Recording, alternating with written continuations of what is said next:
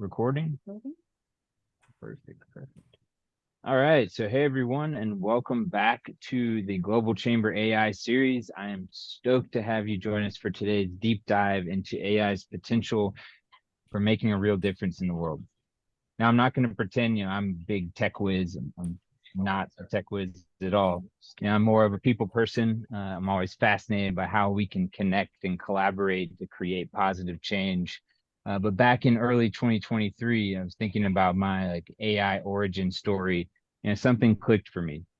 I was in San Francisco, surrounded by all this buzz about generative AI, attending events where the focus seemed to be on, shiny new toys. Which, don't get me wrong, the tech was impressive, but just something sort of felt off. In a conversation with a seasoned Silicon Valley vet after a generative AI music platform demo, he called these tools just that, toys. And to a certain degree, I couldn't agree more. My mind kept wandering to the immense potential of AI to create real, lasting change in the world. I saw its power to revolutionize education, empower communities, address climate change, and promote equity. That's when I knew I was all in on the AI for humanity movement.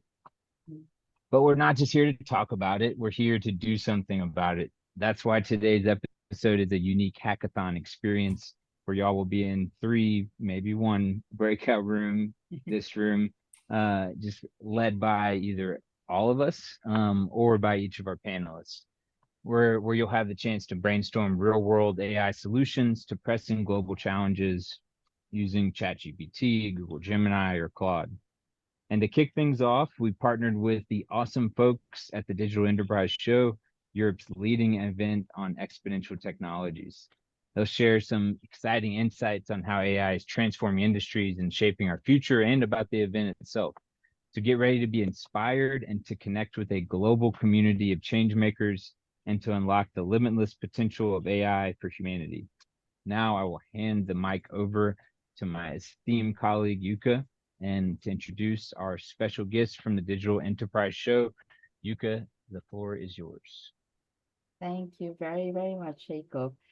It's my absolute pleasure to be here to kick off another episode of our year-round AI series. Today, we are going to talk about AI for humanity, which is a bigger and big topic. And I'm so honored to have the event director from Digital Enterprise Show, which is just 2 weeks away, or not even, in Malaga, Spain.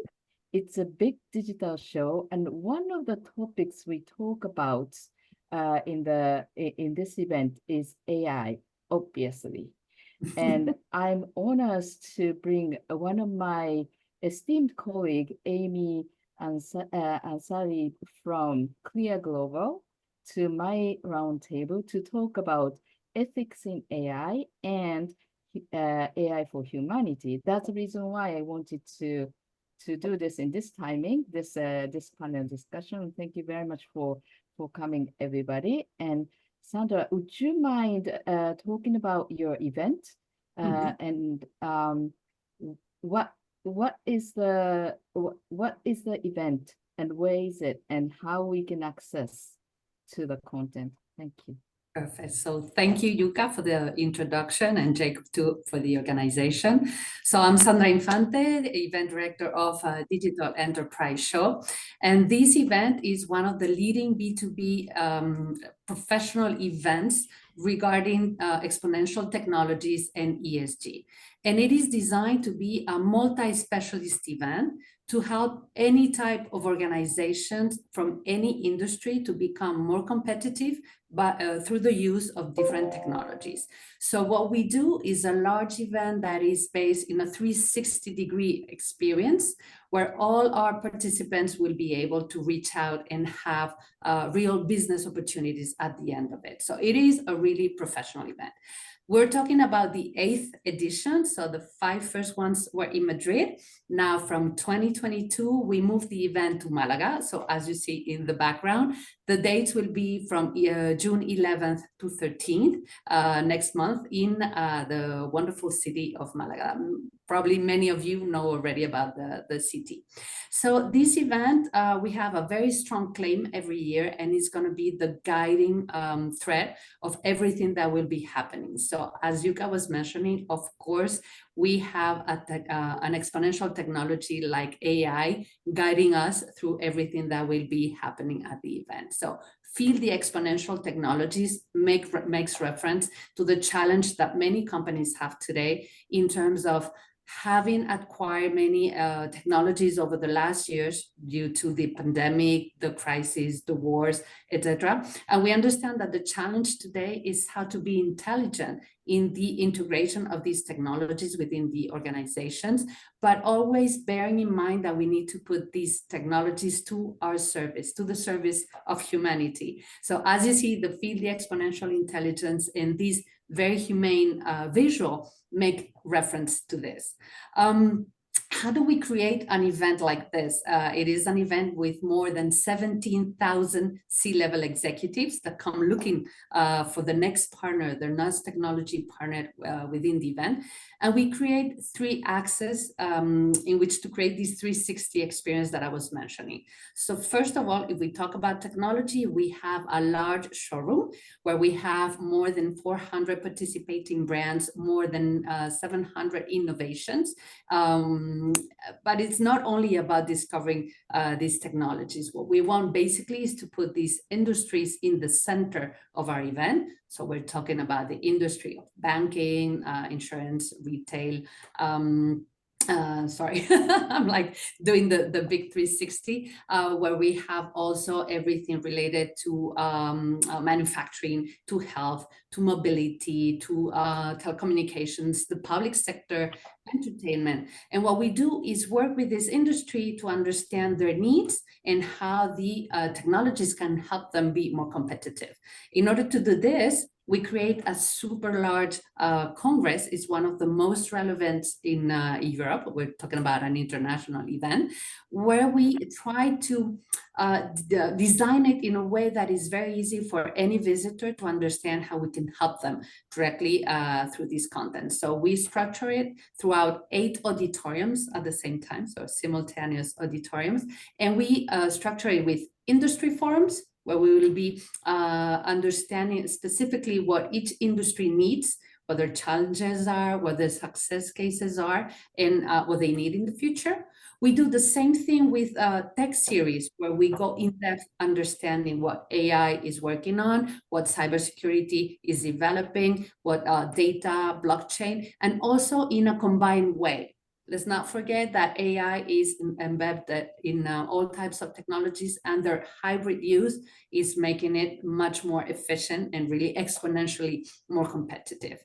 Now, we do not stay there. We also do what we call the C-level agendas, is contents that are addressed to every type of profile that are visiting us in order to help them get new abilities, new capacities in order to boost them in terms of their roles within the organizations and help them be help their organizations be more competitive. So we have a CIO summit, we have a CMO summit, we have a CEO summit, and then we have new summits in this sense, where we have, of course, the new AI director, but also sustainability and ESG is becoming every time more important. So we have specific contents there. We have many other things, but the third pillar of our event is, of course, networking. What we try to do is also help all participants connect between each other so these business opportunities can happen. So we have many different networking opportunities. Some of them are more exclusive, where we do matchmaking, direct matchmaking with the participants. And then we do other ones that are very, very fun. So we do a large welcome party that we do at the beach of Malaga with more than 1,000 visitors participating. So what we do really is this 360-degree type of event. And the aim is really to get this business opportunity going. So this is the first approach of what we do over 3 days. Thank you very, very much. And if anybody is interested in, please contact us. I mean, you can contact Sandra, but she is very, very busy. So you can contact me or Susanna, who will be there for 3 days, emceeing and moderating the sessions. So she's quickly talk about what she's doing over there. Just quickly, please. Susanna? Yep, I was just, I had my sound, it was silenced. Well, good, I don't know, morning, afternoon, evening, because it's so many of us joining from so many places. So it's very excited, very thrilled to be here, and very excited about speaking and moderating sessions at the Digital Enterprise Show in Malaga, in just a couple of weeks. And so I'll share my experience with modern leadership, talent management and development, but also we will delve into the ethical implications of AI and its potential for social good, like Sandra was mentioning. So I think that AI holds a good deal of promise for us. Recently, I was reading an article discussing the improvement of healthcare outcomes, which is fantastic. However, as we use these technologies, we also must remain vigilant about, ethical implications, and that's why we're here today. So, for example, avoiding, a bias in AI systems or protecting privacy. So yeah, just to finish up, I think it's crucial to develop and implement AI in a way that really aligns with us, with people. And I guess doing that, talking and opening a dialogue among technologists, policy makers, politicians, us, and we should be able to create systems that not only drive innovation, which of course are important, but also promote equity and social justice. So that's it. I just wanted to thank you again for inviting me, and I look forward to learning more from you today. Thank you. So the floor is yours again, Jacob. Thank you very much. All right. No, thank you. And thank you, Sandra, and thank you, Susanna, for those great updates. And I wish that I could be on the beach in Malaga with y'all in a few weeks. It sounds lovely. But now let's buckle up, because we're about to go deeper into the heart of what AI can do for humanity. And we're not just dreaming about a better future, we're going to build it. The amazing women we're about to meet are on the front lines, turning AI potential into real impact. Now, I'm a firm believer that the best conversations happen when we let people speak from the heart. So we're ditching the stiff Q&A format and inviting our panelists to have a fireside chat. Picture this, 3 friends, 3 brilliant minds having an authentic talk about AI, humanity, and the incredible things we can achieve together. No script, no pre-planned questions. There'll be some questions on the side just for sparks, but just an open and honest conversation. I'll be there to keep the energy up and maybe throw in a question or two, but the goal is for our panelists to learn from each other and for us to learn from them. To kick things off, I'm going to hand the mic over to Amy Ansari, Chief Executive at Clear Global. Amy, tell us a little bit about yourself, what's giving you hope these days, whether it's tech related or not, and then you can pick the next panelist to introduce themselves. Once everybody introduces themselves, a conversation starter could be how your specific organization leverages AI to address global challenges. And I'll also leave some questions in the chat just for some extra sparks. All right, Amy, take it away. Thanks. And Nate, I'm going to you next, just heads up, okay? My name is Amy Ansari. As Jacob said, thank you so much for the introduction and for the invitation to be here.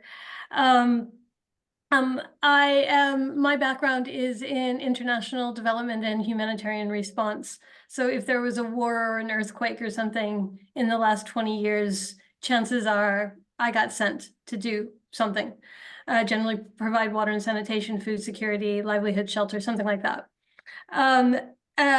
My last posting was in South Sudan, and I had gone there because I didn't want to work in a war anymore.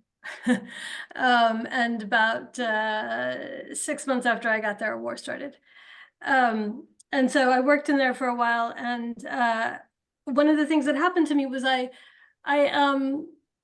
was in this village in the middle of like nowhere, and I was trying to ask a woman, we were supporting health clinics in this village, and I was trying to ask a woman how often she took her children to the clinic. And I asked the question in English, and it got interpreted into Juba Arabic, and then it got interpreted into Nuer, and then it got interpreted into some other language that I never figured out.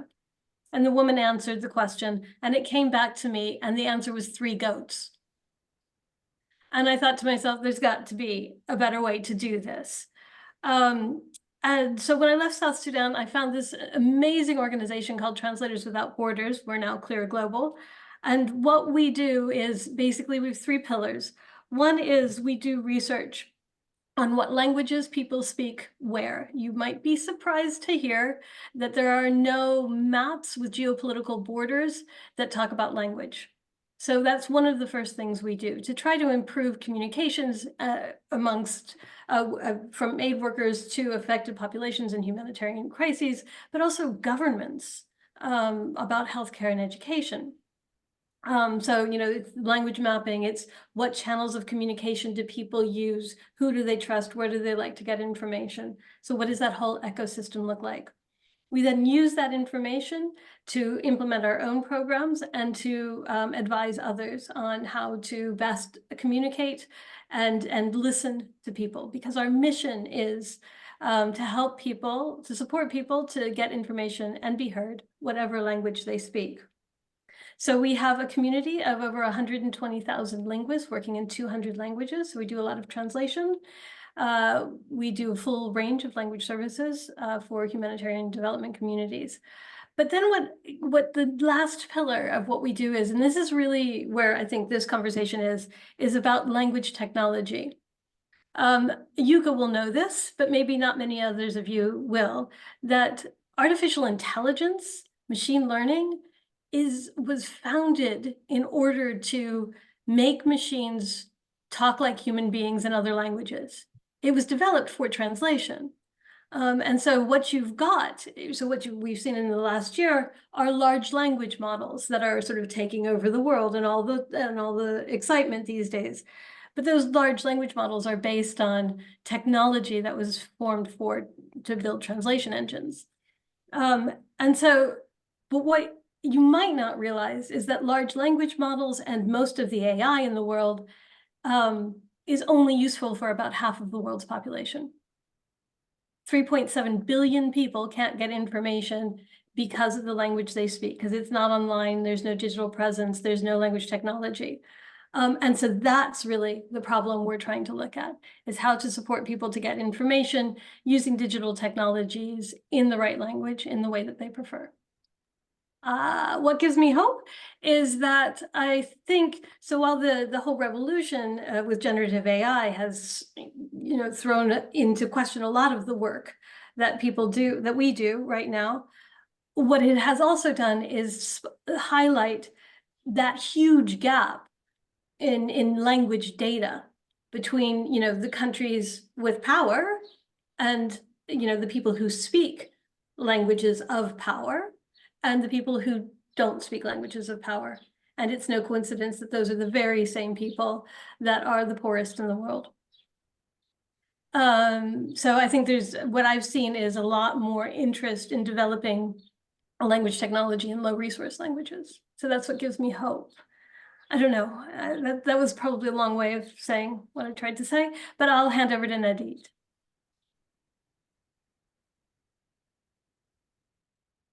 I am a social entrepreneur. Currently, I lead an organization called Tagush. It's a social enterprise dedicated to making digital technology access universal. Our work is essentially democratizing access to smartphones and personal computing devices, mostly in the global south. Currently, we closely collaborate with startups in Africa that are operating in the ground, deploying AI-based solutions to different development issues. So we work closely with them because our work essentially enables their work, because we're building the digital infrastructure they need to be able to provide their solutions.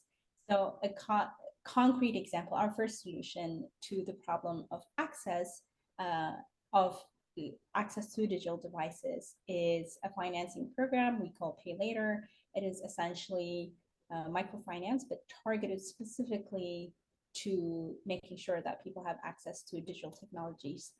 So, for instance, recently we started collaborating with this startup based in Kenya, And what they do is they have an AI-based solution called FarmIT that uses imaging data from satellites to provide farmers access to information that is critical for related to their farm. So for instance, health of their soil or health of their plants.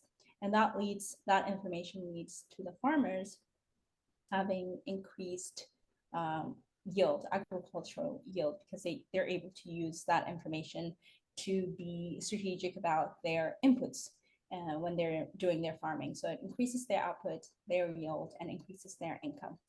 But one of the major issues that this particular startup faced when they started deploying this solution was that they registered 360,000 farmers, but found that many of them do not actually have access to smartphones. And so now we're collaborating with them to provide access to the smartphones so that the farmers can have access to the AI-based solution that will make them more productive and increase their output. So that's an example of how we're operating. This is one solution that we have. The issue we're addressing, this issue of access, has been around for decades now. The digital divide has been a thing for a while. And just to give you an idea of where it is at and it's sort of, attention was kind of to it due to the pandemic, when people realized, oh, like, half the world can't be online, can't just, follow public health recommendations because they don't have access. Students don't have access to laptops, so they can't attend school. Or, you can't do remote work because you don't have access to the devices that you need to be able to do that, or you don't have internet. And so, but now also the focus, because of AI and all these AI solutions that are being deployed on the ground for social impact, but then you find, but the users or potential beneficiaries don't actually have access to the devices they need to be able to access the solutions that we're creating. And so just to give you some context, in South Korea, access to smartphones is 97%. Then the remaining 1%, about 1% doesn't have access to phones, and then the remaining 2% have access to regular feature phones.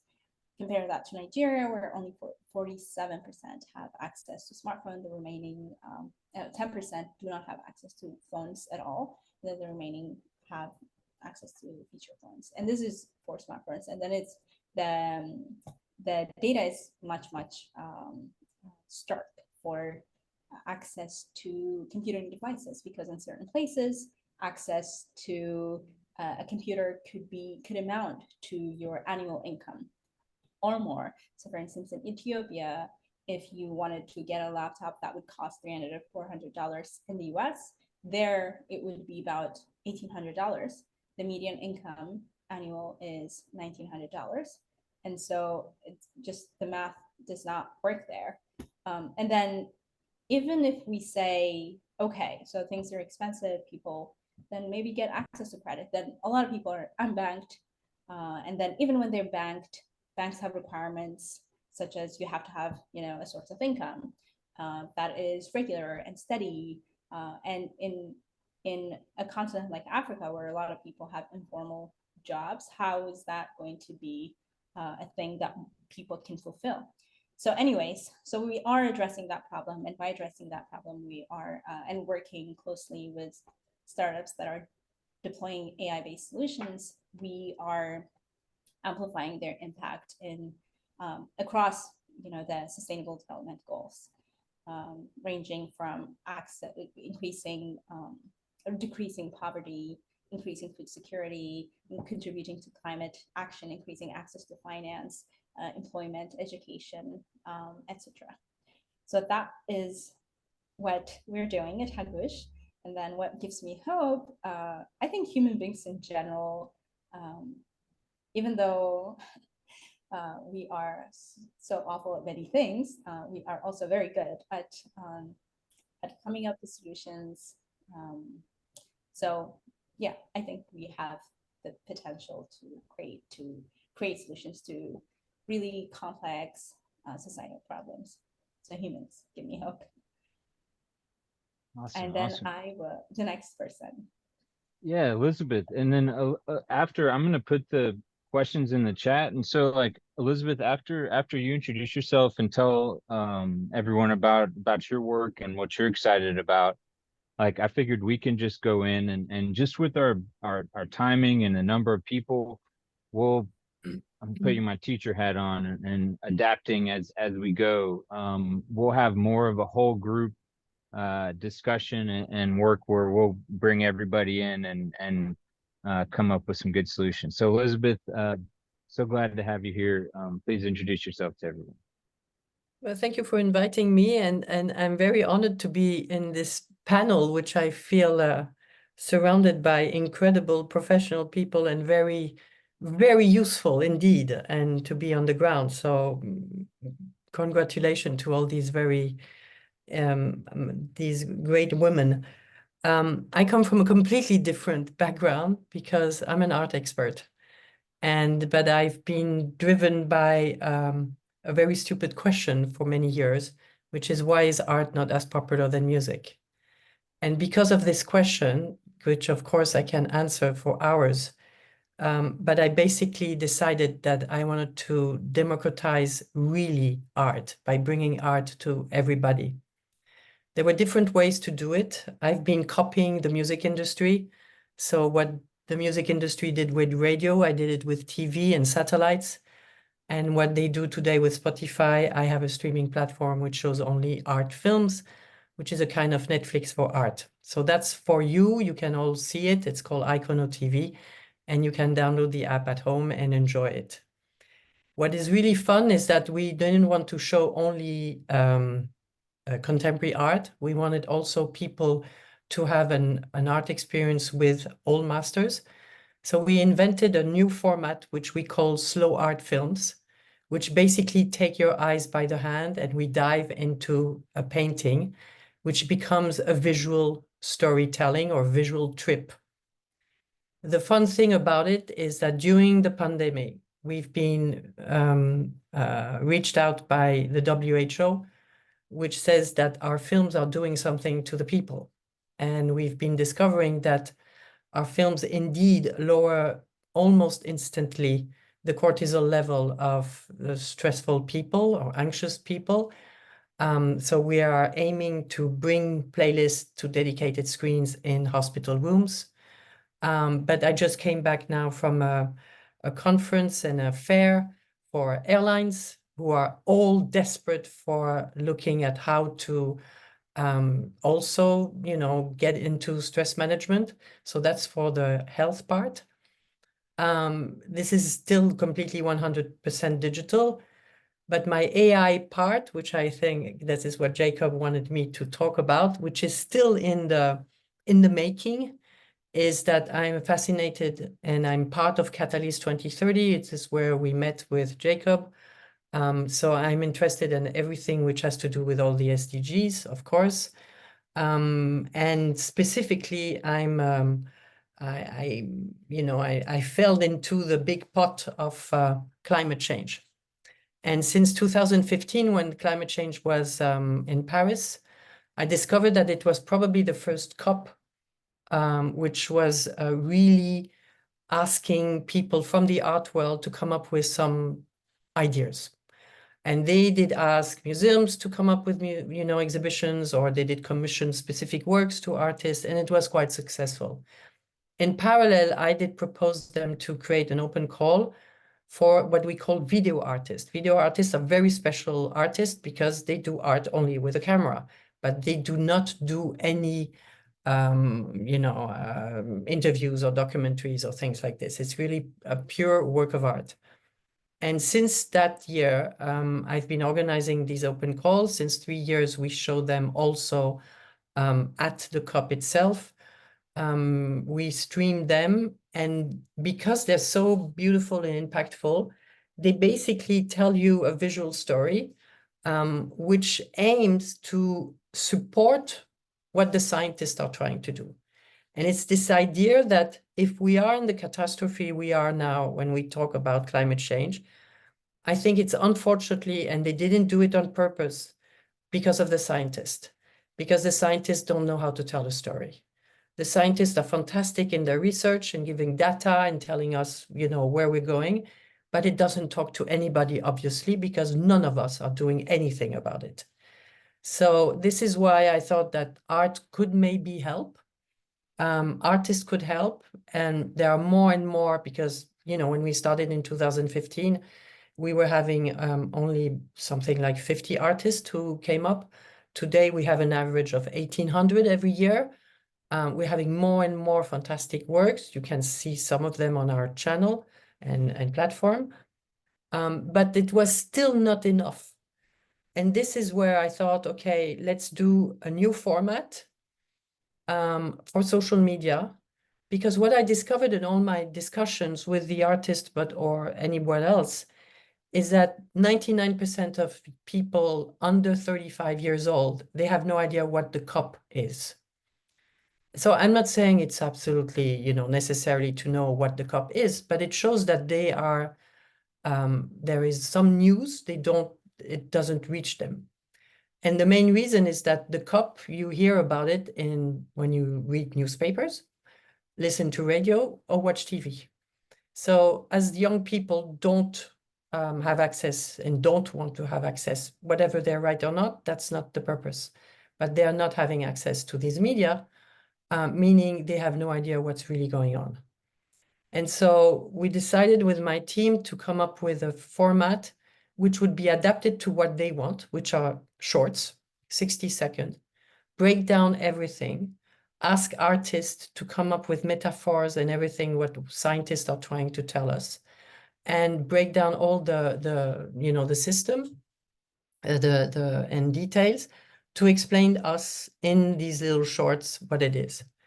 If I would have done that in the real world, so to say, and because I have a big ambition, I want this in 6 languages, daily, posted and everything, it's a $2 million, you know, budget. So it was just not possible for a company like mine to take this on board.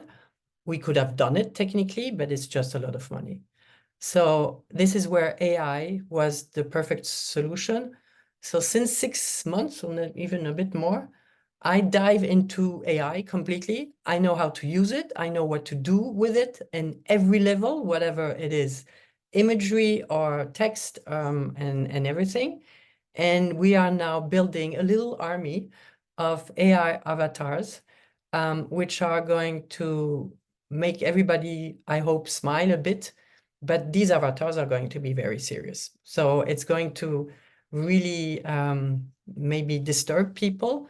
And of course, we will have B-rolls, which will be serious and everything. And every single of our content will be fact-checked by, I happen to live in Berlin. Next to Berlin, there is a city called Potsdam. And in Potsdam, there is a guy who is called Johann Rockström, who is the famous director of the Potsdam Climate Institute, that you all know if you're interested in climate, because he's on every single conferences. And his team is going to ask to help me fact-checking everything. So we're going to do that the best we can. And we're doing it using metaphors, because this is what an artist brings. They bring us metaphors. So I hope I was not too long. That's it. No, that was great. And what I would love to do is, because this is something that's really important to me, is thinking about, you know, this technology and how they're, you know, ensuring that there isn't a new era of haves and have-nots. And so looking at the question, how can we ensure that AI benefits all of humanity, especially those in underserved communities? I'd love to hear y'all talk about that. And Susanna, feel free to join in as well with some thoughts.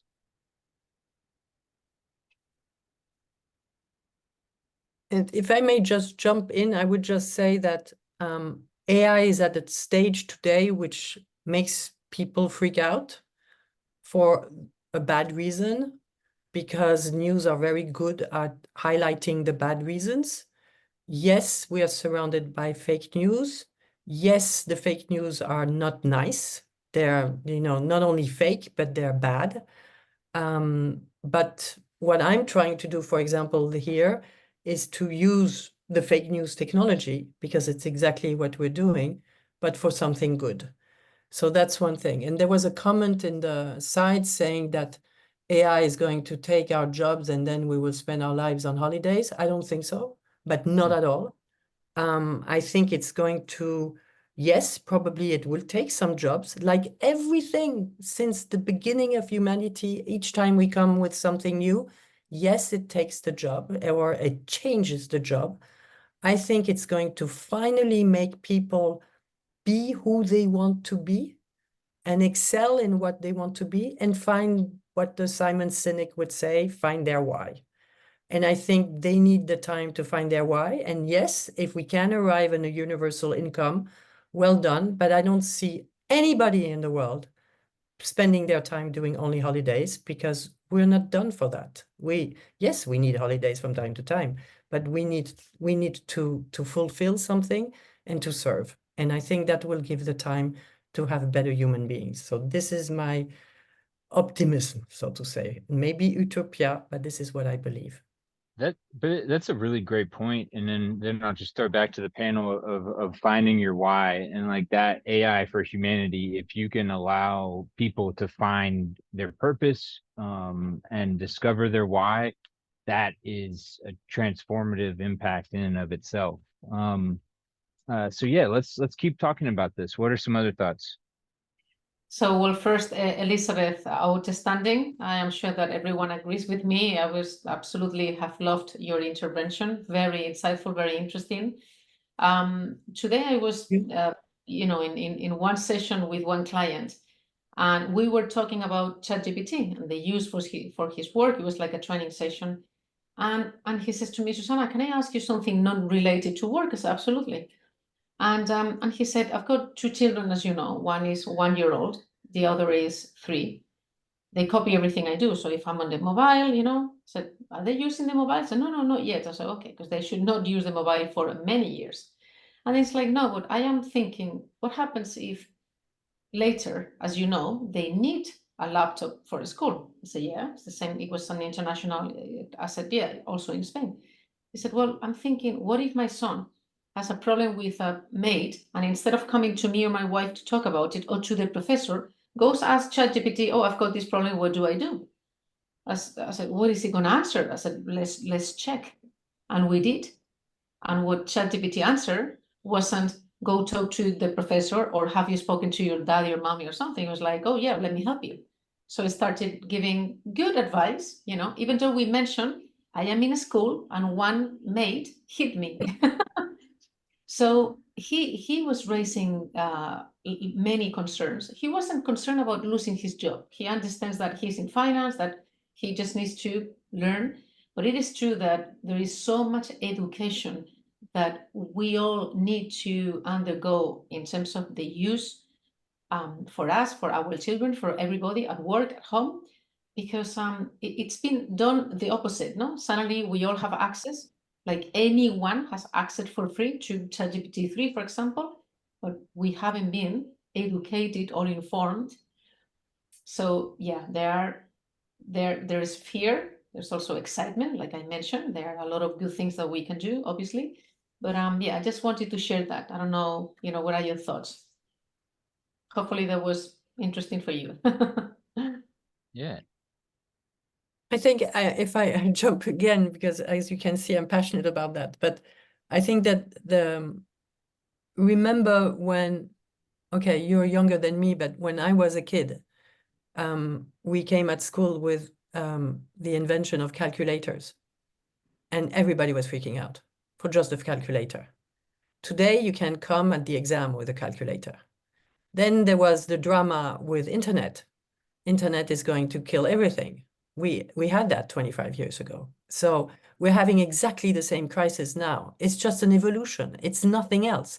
The only thing is us human being, we freak out when we don't know anything. We don't know instead of just maybe being confident that, things will come out. you know, and that's it. But I think it's the completely normal stage of evolution. No, absolutely agree with you. Think about professors. Because I also, apart from being a coach, I also train. I'm a professor. I have been using AI for a while now, and I'm more efficient. I'm happier. So I am very excited about it. But then again, some of the professors say, but do you allow them to use? I said, of course I allow them, but I do explain what I'm expecting, how they should use it. And once again, you find teachers like they don't know how to use it, or how can I know if they're using it? Then parents are concerned my children are not going to have a critical, mind. They're not going to learn. They will copy paste everything and use ChatGPT for homework and so on, right? So yeah, this is the thing that we need to adjust and we need to learn. We are, like you said, Elizabeth, again in a moment with massive change, and the internet, you needed to pay, no, initially to get internet access, but we all freaked out. Yeah, the same thing with mobiles, no, being able to speak with someone across the globe, and now it's with AI. So and they use that. I mean, people are using it for good. How do I say that in a good English? For for a good aim, and not for so good aim. As we know, we are constantly receiving messages or SMS or emails that we have to be very careful, because most of them are like not just the spam, but they can actually destroy your computer or your mobile. So yeah. And We didn't need then- AI for that. It had existed already. Yeah, and I just want to jump in here because we want to talk about AI for humanity, and I know exactly where we are, because electricity came into our world and people were afraid of using electricity first, and when we used for factory, we only used it for lighting for decades before we can use it for driving motors, right? And at this point, as Amy said, like Amy and myself are coming from the language industry, where we invented this machine translation, then evolved to LLM. And we like to talk about how we were applying this before nobody even knew, for the good of humanity. For example, one of our colleagues, he's at the University of Washington right now. He was working for Microsoft, developing Microsoft Bing translation. Do you remember, Will? For example, he was on the teams to address the crisis response in an earthquake, and they had to develop automated machine translation for the responders in 24, 48 hours, something like that. It is like a decade before, it's not like us talking about ChatGPT right now. So taking from here, I would like to ask Amy, what's next? What's now and what's next? Because I understand where other people are, but I would like you to make people aware what was there and what we can do now and what's the future.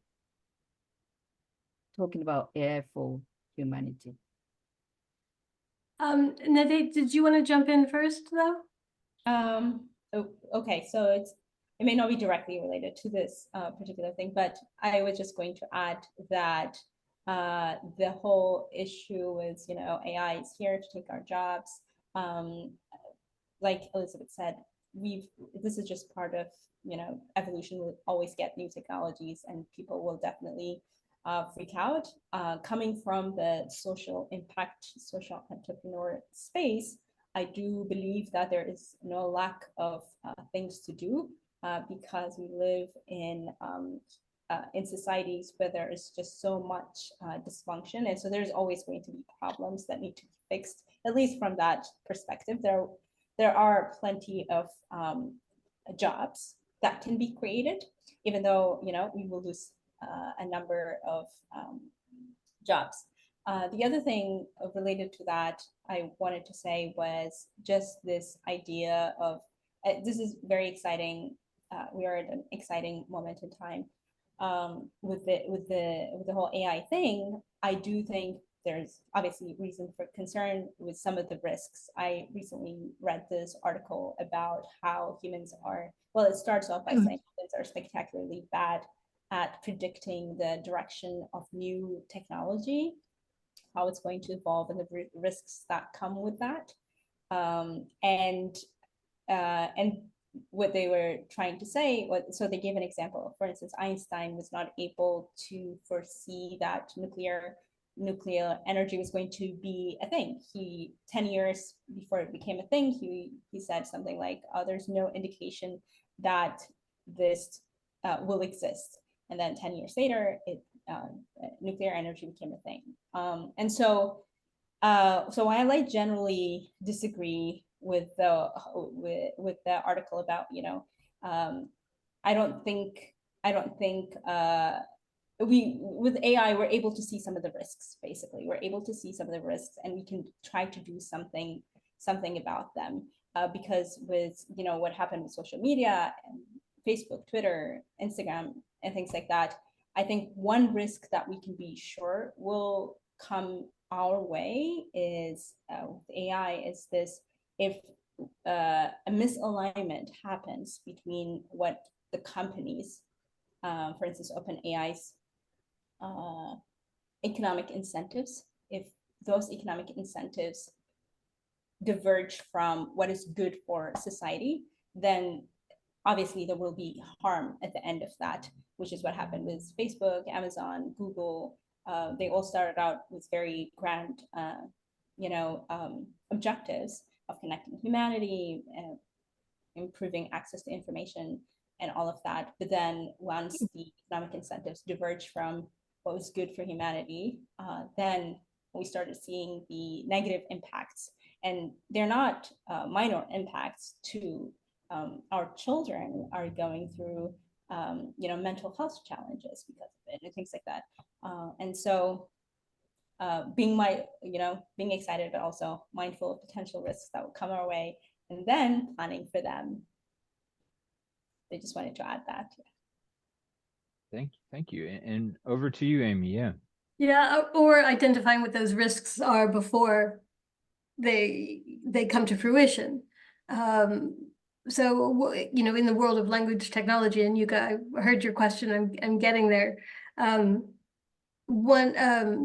The crisis with the Rohingya in Myanmar fleeing to Bangladesh was in at least some part due to Facebook's inability to monitor content on the platform, which was in a language that nobody spoke, and they didn't have a lot of content, they didn't have a lot of moderators.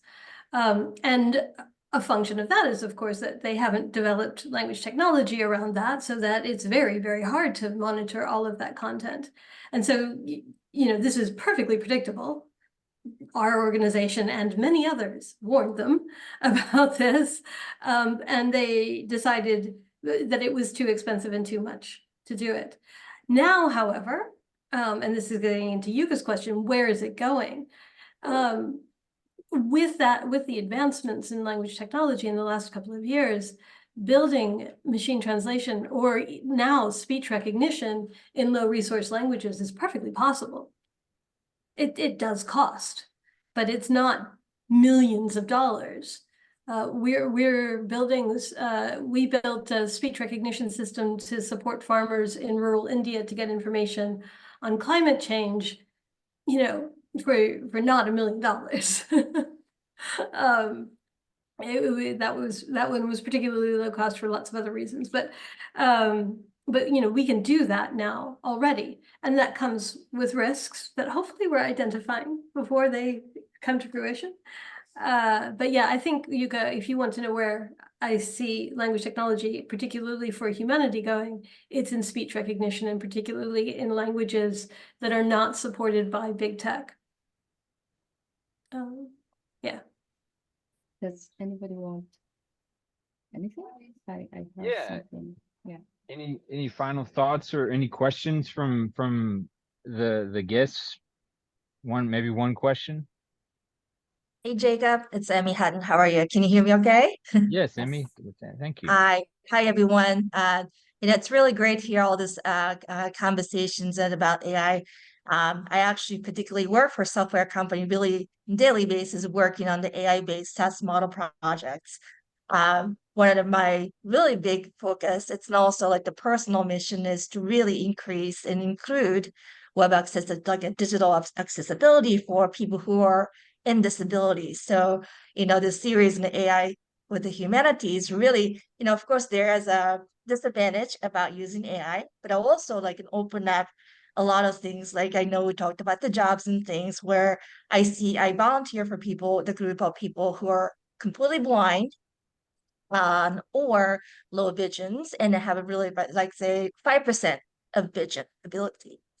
So for them to have this AI to be able to like learn, be able to translate, be able to actually work, and there are some like jobs that can be created for people who are disabilities. So there are always like pros and cons, but I just kind of wanted to mention that digital accessibility, as everybody uses digital everywhere globally, it's a really important to talk about it with the AI with the humanities. So. Emmy, brilliant, and thank you so much, and thank you for what you're doing. I spoke on a panel late last year about AI in education, and one of the portions I spoke about was how it can really make a positive impact on students and children with disabilities, and for teachers, being able to tailor education, actually differentiate, because differentiating in education is pretty tough. And so, I think there are endless possibilities for what AI can do for humanity and for all people here. But like somebody, Mech from our group, our event last month said, AI has no soul. We are the ones that guide this ship moving forward, and so we just need to always make sure we're grounded in solid ethics and we use it responsibly. And so Yuka, do you have any final words of wisdom before we officially close? I don't have any wisdom more than anybody else on this screen, and thank you very much for everybody to everyone for coming. And this conversation needs to be ongoing from now. We just started, and I'm so excited to continue on. And at least I have a panel discussion in 10 days or so with Amy and other 2 or 3 people talking about ethics in AI and AI for humanity. And